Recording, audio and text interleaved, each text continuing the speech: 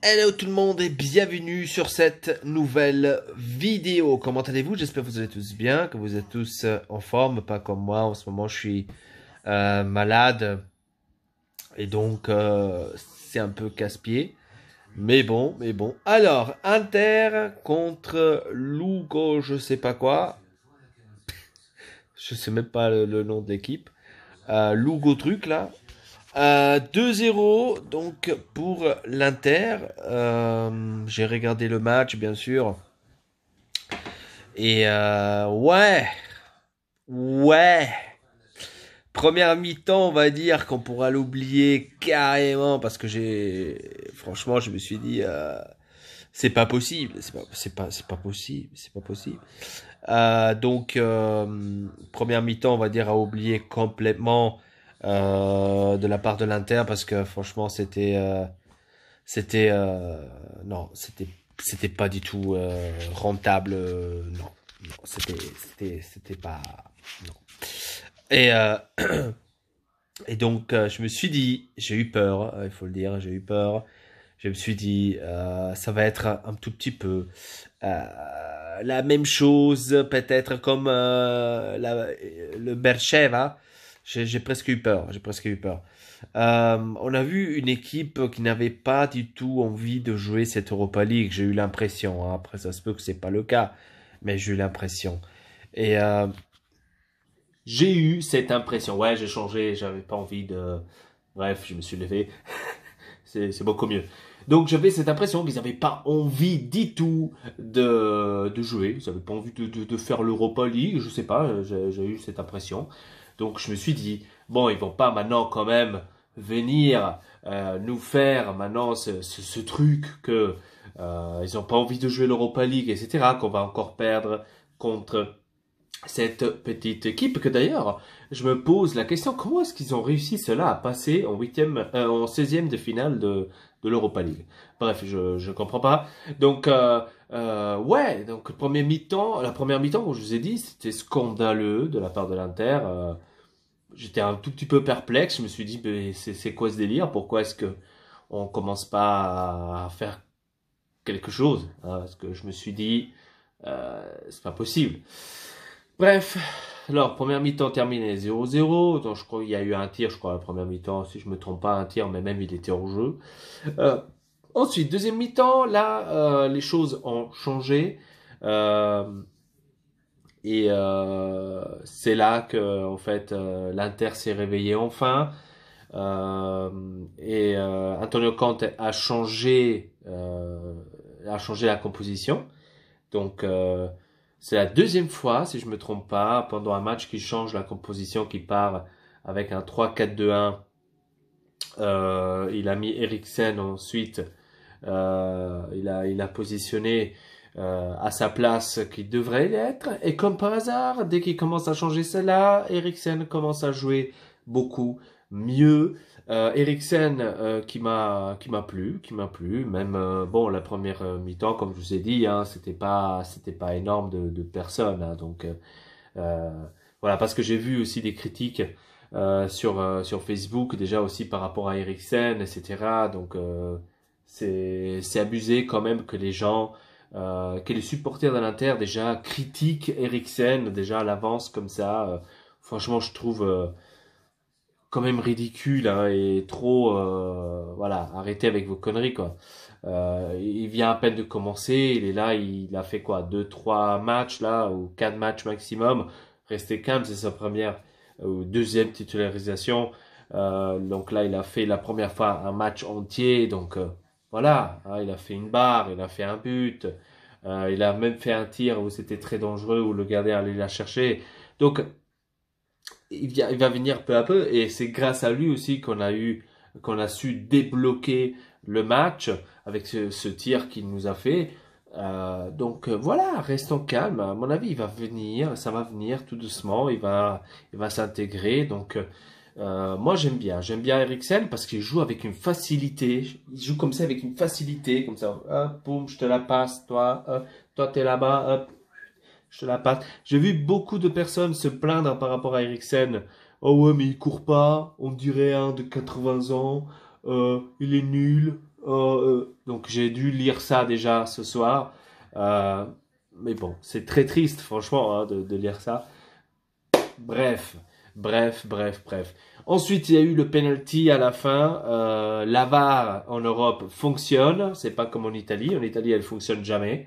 Euh, Là où personne n'avait dit quelque chose, personne n'a protesté. Même pas moi, je l'ai même pas vu. Hein, quand j'ai vu, bon, c'est putain, il a effleuré. Je me suis dit, oh là là, il a même bien tiré le corner, Eriksen. Euh, Il a effleuré la balle, je crois que c'était Zano qui a, et je crois qu'il y avait Lukaku qui avait effleuré la balle aussi et tout. Moi, je me suis dit, bon, allez, c'est effleuré, ça reste 1-0, c'est pas grave. Tout à coup, je vois l'arbitre en train de parler, je me suis dit, mais qu'est-ce qu'il fasse, qu'est-ce qu'il y a? Parce qu'au début, j'ai cru qu'il y aurait une faute peut-être de l'Inter ou quoi que ce soit, que peut-être quelqu'un reçoit un carton rouge parce qu'il faut s'attendre à tout. Vu qu'on est trop habitué en Italie d'avoir des épisodes comme ça. Tout à coup, il va aller voir à la VAR et c'est en fait un coup de, il a pris avec la main, je sais pas, un défenseur. Là, j'ai pas tout à fait pigé. Penalty pour l'Inter. Je me suis dit, ok, penalty pour l'Inter. Je l'ai même pas vu, je l'avais même pas vu. Mais ok, donc penalty pour l'Inter. Lukaku qui l'a mis directement à droite. Et voilà, donc le match terminé 2-0.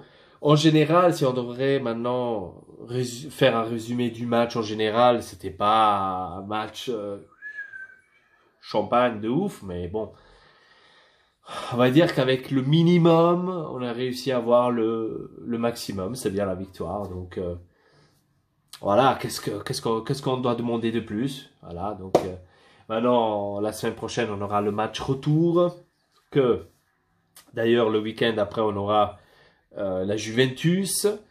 Voilà, moi la seule chose que je demande à cette équipe-là, c'est seulement de avoir beaucoup plus d'envie de jouer à l'Europa League, parce que ça se voit que l'envie, elle est pas là. Donc, elle est pas là l'envie. Donc, allez, un peu plus de motivation là les gars, parce que franchement, ça fait un peu pitié de voir cela. On le voit de loin que vous n'avez pas envie. Voilà, donc un peu plus de rythme. Hein. Donc ça se voyait, ils n'avaient pas envie, ils étaient là, Sanchez, ils n'avaient pas envie du tout. Donc Lautaro Martinez s'est pris un jaune, donc le match retour il ne le jouera pas. À mon avis, lui c'est le plus content de tout le monde, c'est lui, euh, qui ne jouera pas. Mais je pense qu'Antonio Conte va lui dire autre chose. À part si Antonio Conte lui non plus, enfin lui aussi il dit je m'en bats les steaks, bro. Donc j'espère pas, parce que moi je veux quand même qu'ils affrontent toutes les compétitions à fond. Je veux pas qu'ils snobent une Europa League, je veux pas qu'ils snobent la Coupe d'Italie ou quoi que ce soit. Je veux quand même qu'ils donnent à 100%. Après si on perd, bien sûr. Hein, mais au moins on a donné à 100%, on peut dire ok, on a joué comme il faut et comme il fallait, tout simplement. Voilà, donc on va parler vite fait aussi de hier soir, Atalanta, qui a gagné 4-1, on me l'avait demandé aussi, d'en parler un tout petit peu par rapport à ça contre le Valencia. Je suis extrêmement content, je suis même étonné de l'Atalanta qu'elle a réussi à faire cela. Franchement, très très cool. J'ai pas regardé le match, donc je peux pas en parler globalement vraiment énormément là-dessus. Je voulais simplement vous parler deux trois mots. J'ai regardé, j'ai vu les buts. Je peux seulement parler de trois mots là-dessus. Super, franchement, ça c'est un exemple pour dire que dans le football, tout est possible et t'as pas besoin de dépenser 1 milliard d'euros comme le Manchester City, que maintenant d'ailleurs il est bloqué pour 2 ans de la Champions League.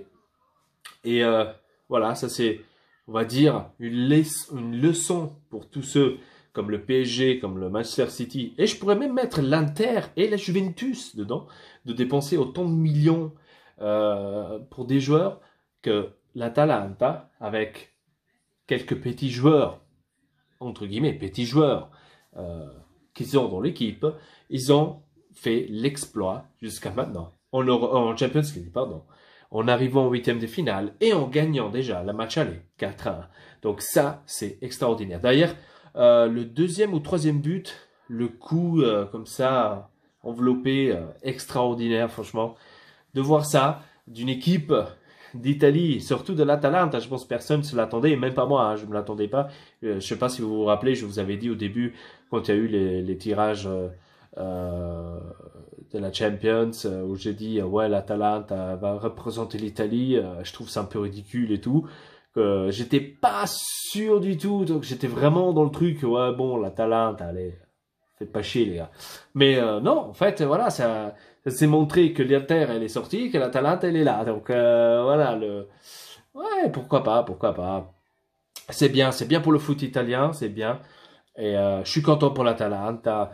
Et voilà, j'espère tout simplement qu'ils continueront leur bien sûr, aventure en Champions League, eux aussi. Et ouais, bon, ils vont pas la gagner, hein, c'est sûr. Après, s'ils la gagnent, c'est l'ultime exploit. Attention, hein, mais je pense pas qu'ils vont la gagner. Maintenant, ils vont gagner la... Maintenant, je dis, je pense pas qu'ils vont la gagner. Ils vont quand même gagner. Non, mais je pense pas. Mais voilà, ça serait quand même de ouf arriver avec une équipe comme celle de l'Atalanta en quart de finale d'une Champions League. Quand même, il faut le faire. Hein.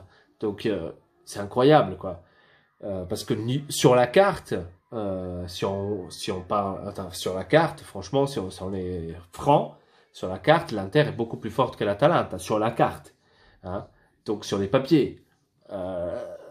Voilà, donc l'Atalanta, huitième de finale du Champions League, il nous fait 4-1. L'Inter, bon, après, bien sûr, on peut discuter pour les groupes. Hein. On a eu Barcelone, on a eu Dortmund, ils n'ont pas eu...